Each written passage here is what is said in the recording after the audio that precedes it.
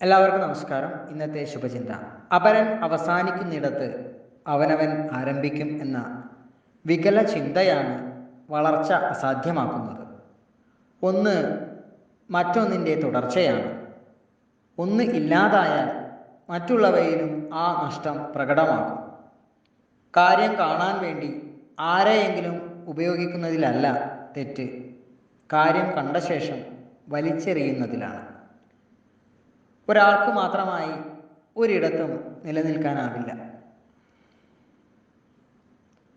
പാതി വഴിയിൽ ഉപേക്ഷിച്ച ഭാണ്ഡക്കെട്ടുകളായിരുന്നു പിന്നീടുള്ള ജീവിതത്തിൻ്റെ സമ്മാനപ്പൊതികൾ എന്ന് തിരിച്ചറിയുമ്പോൾ ഉണ്ടാകുന്ന കുറ്റബോധത്തിൽ നിന്ന് പിന്നെങ്ങനെ കരകയറും? ചിന്തിക്കൂ. എല്ലാവർക്കും നന്മകളുണ്ടാകട്ടെ. എല്ലാവർക്കും ജീവിത വിജയം ഉണ്ടാകട്ടെ. നന്ദി, നമസ്കാരം.